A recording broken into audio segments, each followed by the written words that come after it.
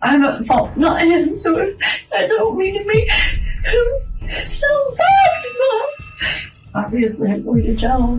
This is Melissa Golson, a woman who walked into the police station and confessed to shooting her husband, David Golson, multiple times, piercing holes through his stomach and abdomen as he ran for his life. He was later found in the garage of their home, slumped near the door, and while his body lay there rotting, Melissa went on with her life unbothered for over a day. I don't think he even knew he'd been shot.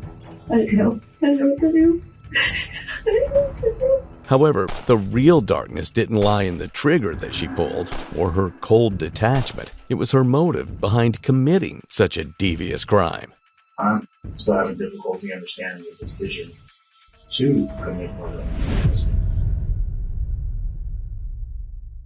The incident took place on October 30th, 2021 at the Golson family's house in Orange Park, Florida. Melissa and her husband, 36-year-old David, had been involved in marital arguments for a long time. But that day, tension spiraled out of control, resulting in a family tragedy that shocked both loved ones and law enforcement. After the incident, Melissa carried on as if nothing had happened until she confided in her sister the next day. Concerned and alarmed by her confession, her sister managed to get Melissa to the Clay County Sheriff's Office. There, law enforcement officers got ready to hear from her in person, setting the stage for one of the most shocking interrogations in recent memory. As we understand, you've talked to a lot of deputies at this point.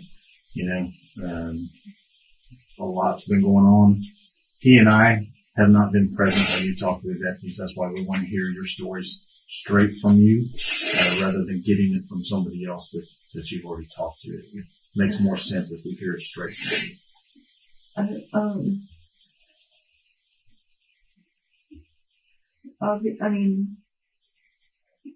Obviously I'm going to jail, but, so I need a lawyer, I guess. That's your call. My sister said just tell you guys what happened. I'd love to talk to you and get your side of things, but it's entirely up to you. Whatever happens, I deserve, so let's talk. Okay. You don't seem like a bad person. We don't know your name back here, and you have no criminal history, so you come from a good family. They're all cops. Are they really? Here? Really? JSO. We're retired JSO. Were you and David married? Did you guys have kids together? No. He just lives from his former marriage. Okay, how old are they? 6 and 8. It's hard being a step-parent, isn't it? The detectives didn't drag Melissa into confessing. From the very beginning, she admits to killing her husband, but it is how she describes it that the contradictions begin to pile up. In the morning or the afternoon? Lunchtime. We had just gotten back from Publix and he picked us up some Publix subs, and we didn't even, they're still in the fridge, we didn't even eat them. And from my understanding, I guess an argument started. The argument has started that morning. I was woken up to an argument. I told one of the guy I was talking to earlier that I have OCD, and I struggle with washing my hands, and there's a mountain of dishes in the kitchen right now. I struggle with that and laundry and stuff, and So the argument was kind of based on chores, the house and things like that. He did the cooking, I did the cleaning. Right. I did dishes because I insisted on doing the dishes, even though I struggle with it. I like them to right or a certain way, or because I struggle with that stuff. We all have a little bit of it to an extent, maybe not the extent that you're saying, but we all have a little of it, at some point. He woke me up. I've been sleeping on the couch, and he's been sleeping in the bed, and I've been sleeping on the couch for a while. How long's a while? A couple months. How long have you guys been together total? I've been 2015. August of 2015. We got married in September 2018. Yeah. But yeah, we've been fighting lately. I've been sleeping on the couch. Any fighting over anything particular, or just typical married couples? I can't even tell you at this point anymore. I don't even. Is he violent? Mainly my OCD. We fight about that because I struggle with that a lot. Is he violent? No. Are you violent? No. Yes, I guess. What? On a regular basis. Excluding from what happened yesterday, are you a violent person? Normally, no. Fighting, the kids will like be over. He's got like 40% custody, and the kids will be over on their days, and it's like everything gets like swept to the side when the kids are there, and then like the second the kids are gone, like it just starts in every time. And he's been I'm at fault, not him, so I don't mean to make him so bad, he's not. But According to Melissa, her marriage collapsed over petty arguments. In her household, even dirty dishes felt as dangerous as loaded guns. And while most couples argue verbally, Melissa decides to argue with a trigger. I used to have like a short patience for what I struggle with lately. And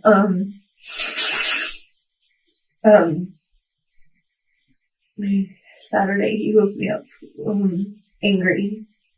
Probably because I wasn't in bed with him again. It's been hurting him that I don't sleep in bed with him. And he just woke me up angry and started like stomping around the house and kind of like trying to push my buttons with the OCD. And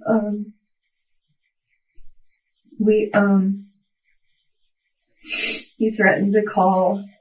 We've been having some fights lately where he like threatens to call the police, and he threatens to call my dad, and stuff like that. I don't remember how it ended, but we called a truce. Like, I got him to just stop, and we called a truce. And I don't know if I went back to like sleep, because after we fight, like I'm just exhausted, and I just want to go to sleep and wake up like not like on edge. And You take any medication or anything? I was taking medication. I stopped it several months back. What was that for?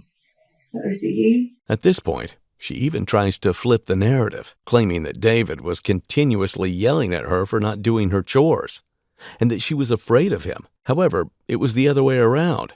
The constant fights between them were due to her refusal to seek help for OCD. But when the detectives press her for details about what exactly went wrong that day, she only offers vague statements, no clear explanation, and the detectives are not prepared for the twisted tale of Melissa's marriage that they are about to hear. And when he got in the car, I was just really angry because I felt like he's been trying to turn me against my family for a while.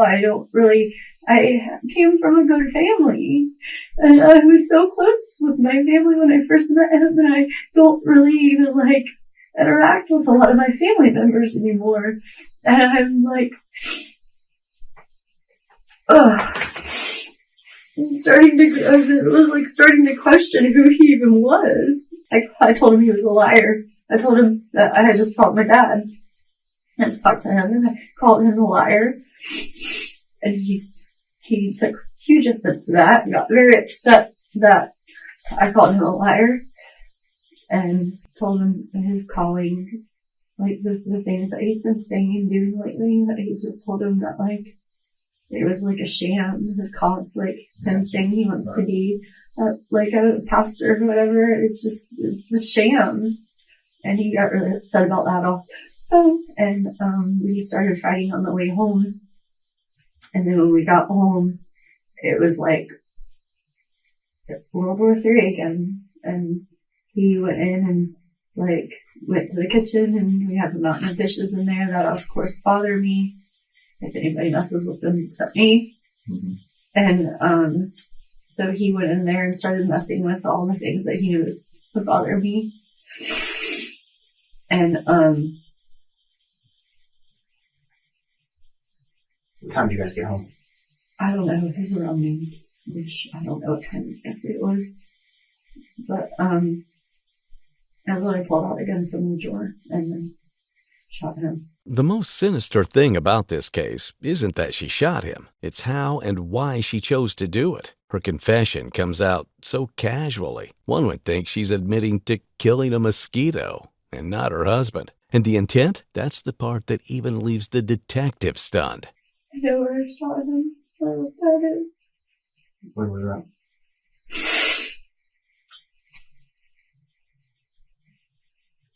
2 times? I don't know. What you've seen was it 2 times? Where was he when you went to the drawer?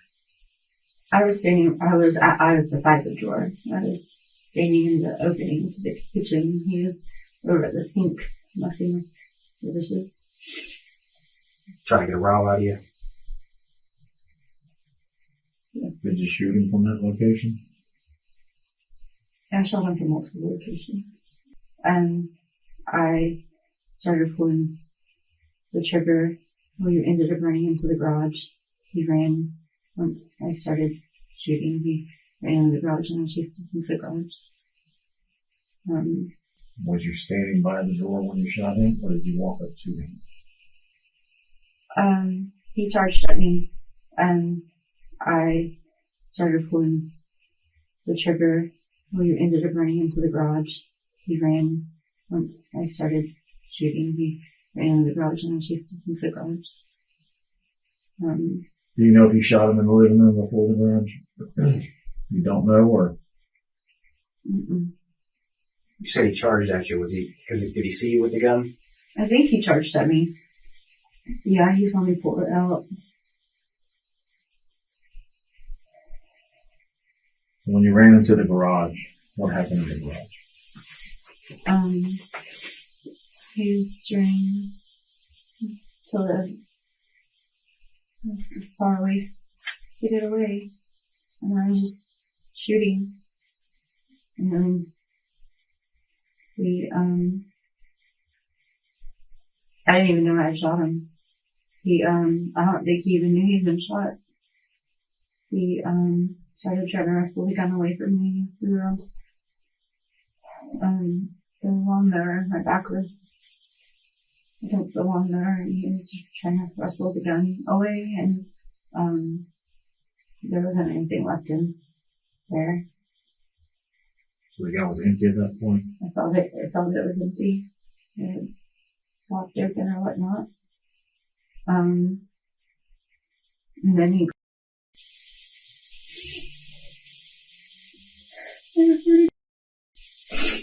slumped. And he slumped between the lawnmower and the garage door. And What happened with the gun?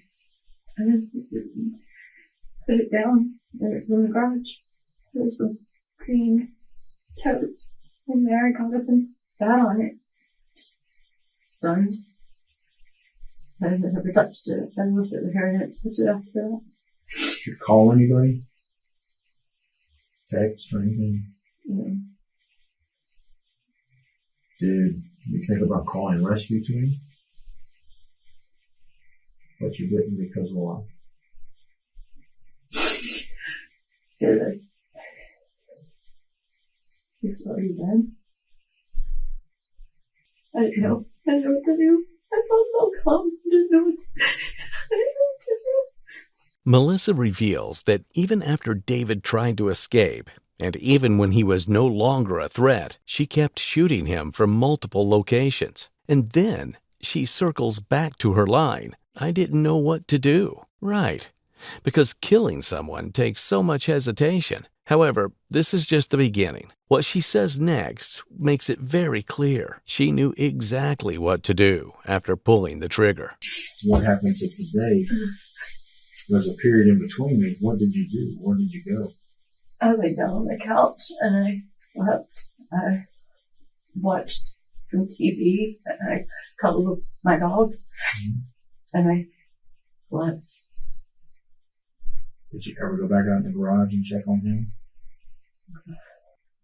He was dead before I left the garage. Did you go anywhere last night? Or this morning? So your sister's this morning, correct? Did you go anywhere else before her house? I told my dad I would bring back this drill mixer, cement mixer that he had wanted or needed back to use to do his bathroom. You took that to your dad's house first? How long were you there for? He wasn't there. I just left it by the front door. I went next door. My grandmother lives next door. And it was like church time. Like 11:30 or something. I went next door to see my grandmother. I just wanted to... I haven't seen her in a while. I wanted to see her and hug her and tell her I loved her. Did you talk to her? Was she there? She was. I just hugged her. She tried to get me to come inside and talk to her. You could tell like I was upset. Something was wrong because I was crying. But I told her I couldn't stay. I just wanted to see her and hug her and tell her I love her. After killing her husband, Melissa carried on with her day as if nothing had happened. She went to bed, knowing bloodstains were still there. And here is the contradiction. Melissa claims throughout the interrogation that she suffers from OCD, the one so severe that it even drove her to murdering her husband. But the real question is, how could she ignore so much blood, mess, and chaos around her? Her house was dirty, and her husband was dead, and yet she slept peacefully, as if it wasn't a crime scene, but just another cozy night. However, little do the detectives know that this is just the tip of the iceberg. Or has it all been verbal? It's been verbal. It's been feeling as though it's been escalating though. Right. But at this point it maintained verbal, maybe some words that shouldn't be said, passed back and forth, things like that. I've thrown things towards him to get him to try to leave me alone before. But it means just hit the wall. And minus the OCD, have you ever been diagnosed with a mental illness or anything? No? Just OCD. When you guys came home after Publix, was he threatening you or anything? Or making threats to you? Mostly just picking at you with the dishes and things like that? Picking, pushing the buttons, trying to get a rise. So to help us understand, we're trying to understand. Getting the gun out thinking the only resolution to this is death. I don't know. Did you not feel like you had a way out? You couldn't call somebody and get out of there?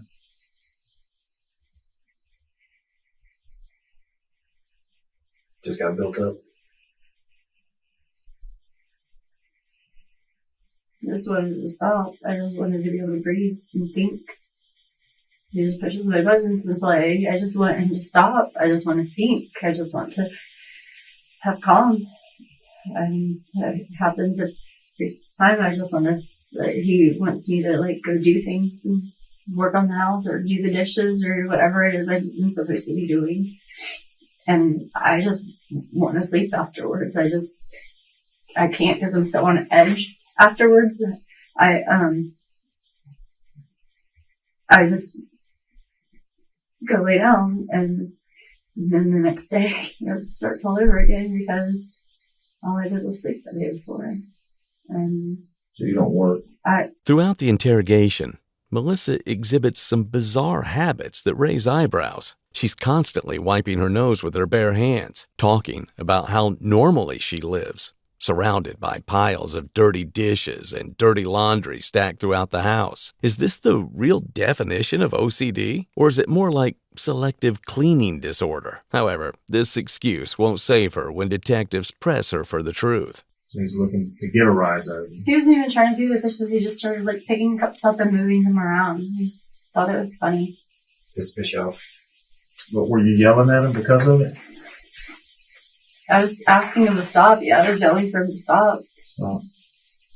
And did he run to the garage? And then you chased behind him? Yeah. Did he, when he saw you with the gun, did he say anything to you? I don't think so. He just ran at you? I think. I don't know if he was running at me or Running to get away? he was running at me and then stopped and ran to the garage instead. So before he made it to you, he ran to the garage. Because I pulled the sleeve off. As detectives continue to press, Melissa admits to something far more sinister. She aimed at David, and the gun clicked empty. However, she did not stop at that. She reloaded and kept firing at him until he fell on the ground. But what she reveals next will plunge the investigation into its darkest, most chilling turn yet. He makes the hard turn to go to the garage. You're chasing behind him, and I reacted as I ran. you racked it as you ran. You get into the garage. And I was just firing. He's obviously still running from you, right? Any idea what he's running to? Because the garage is closed, I'm assuming. Oh, he was running away. He's trying to get away. He's knocking stuff over. Should kind of look like that. Similar. I guess. That's what I was told. It's out there. It was ladies. Okay. So he's knocking things over, trying to get away. Is the entrance to the garage closer where you guys were at than, say, the front door to the residence? He couldn't get out. There was no way for him to get out. The garage was down. So he couldn't get out. He's basically trapped. I don't know when I struck him. I didn't think I had struck him because he was. You're still wrestling. He's still running and wrestling. He ran and I was just shooting. And Had he already been struck? You said it was empty. he had to have been because he had those bullet holes. So yeah, I'd struck him. Did he yell out like he shot me or anything like that? He never even reacted like he'd been shot. I didn't think I actually hit him. Was he yelling anything at you? Words, no. I don't know. When asked exactly about the number of times she struck him, she pretends to say she doesn't know. Apparently, she lost count after a few shots. She keeps on insisting that she doesn't know why she killed her husband. But the most chilling moment of this interrogation is about to unfold as Melissa talks about this with her dad. But the process is at this point, if you do want to talk to somebody, in your family or something like that, just knock on this door. I'm more than happy. Right now, I don't know what happens next. Well, I'm pretty sure you know what's going to happen. Well, yeah. So, it took place at y'all's house. Yeah. Alright, no more questions. I already answered all their questions. I don't know if that's good or bad. I don't either. But I did it, so. What's Yeah. the difference? I turned myself in and not trying to hide anything, so what's the difference? I'm not gonna go and.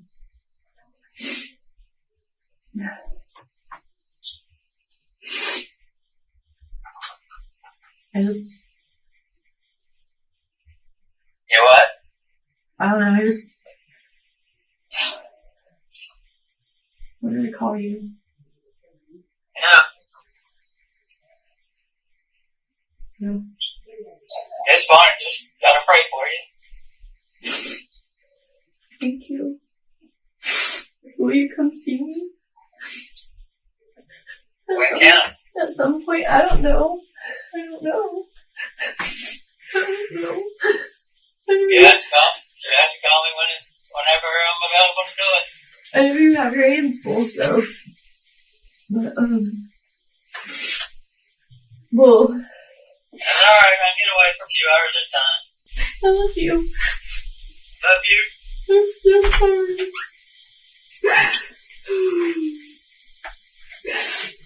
I think he needs his phone back. Throughout the interrogation, Melissa bounces back and forth, playing both victim and villain. But when it comes to intent, she refuses to reveal the entire truth. Her answers seem so calculated that even trained detectives couldn't uncover her real motive.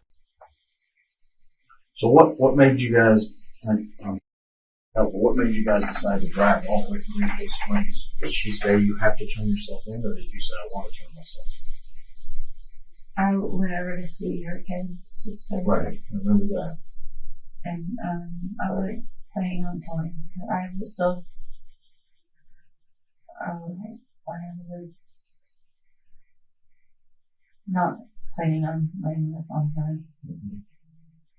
But I just You had to tell somebody. broke down like I was in there and the kids were like so happy and their home was so warm and the kids like and Ellie was running around, that's my dog, and I just realized I'm not gonna get to experience that anymore. I just took that away, that life away from our families.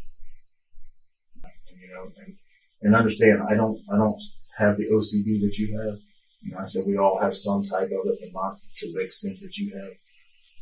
So, you know, it's just a little difficult trying to understand what the decision or the switch was flipped to say, you know, okay, this is it.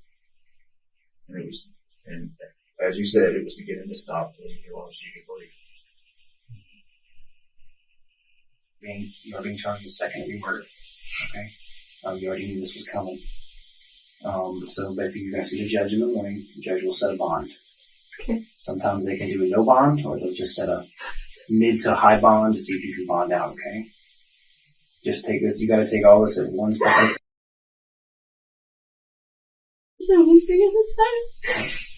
You've got some hoops to jump through, and I think it's deep inside you're a good person. Melissa Golson never went to a full trial. Instead, she chose to take a plea deal.